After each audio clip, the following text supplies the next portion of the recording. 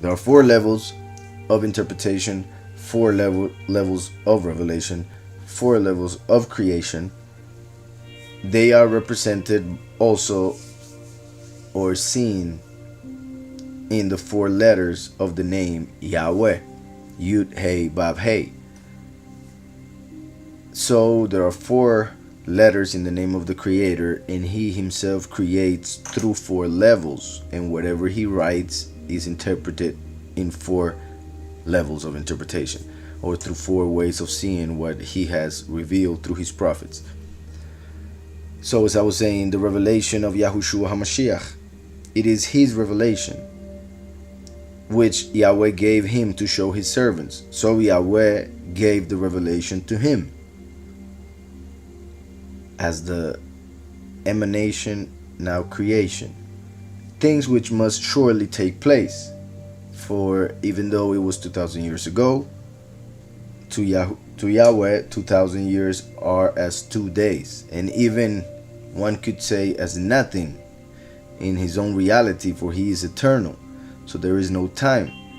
But when it comes to the heaven that He created for the Malachim, for the angels, in relation to that reality, when 1,000 years go by in human history, there in the second heaven only 1 day has passed. So 2,000 years are just 2 days. That's pretty much nothing. Not only that, some of the things that were said in Revelation would be fulfilled in their time and then fulfilled again in our time.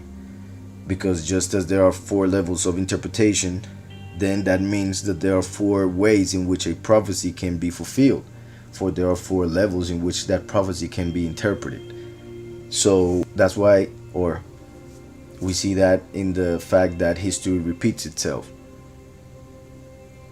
So if history repeats itself and prophecy has to do with history, then prophecy would repeat itself.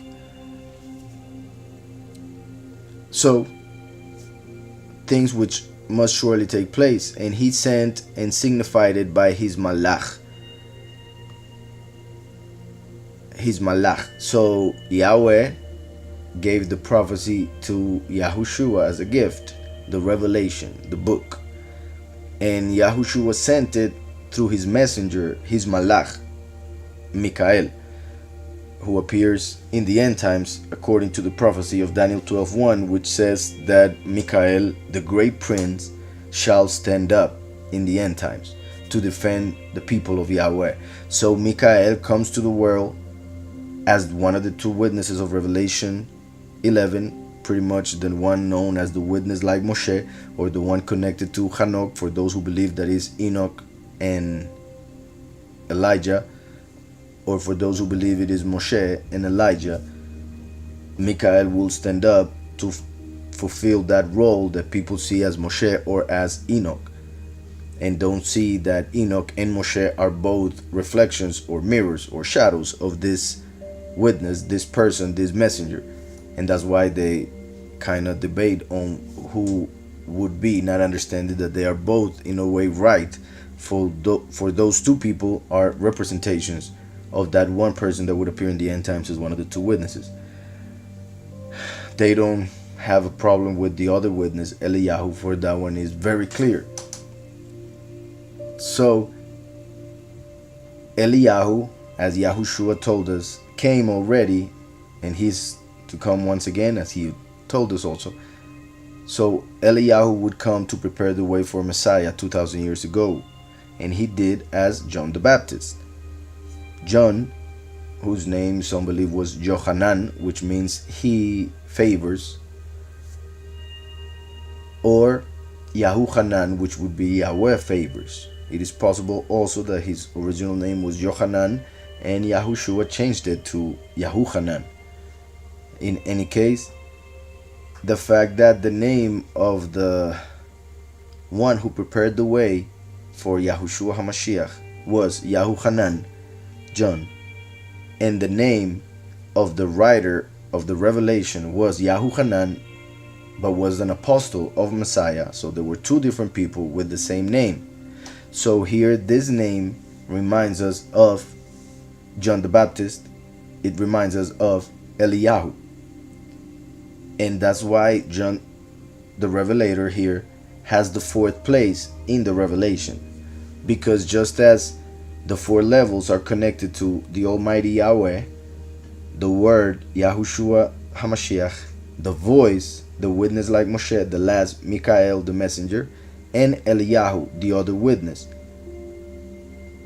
Those four levels are connected to Yahweh and the three persons that he would send to the world to talk to his people. The Kohen Gadol, the high priest, the Melech Gadol, the great king, and the Kohen, or prophet of the king. As Aaron was the prophet of Moshe, so Eliyahu will be the prophet of the witness like Moshe. So that's why the four levels. The revelation of Yahushua HaMashiach, which Yahweh gave him to show to his servants, things which must surely take place. And he, Mashiach, sent and signified it by his malach to his servant, Yahuchanan. So the four levels are shown here.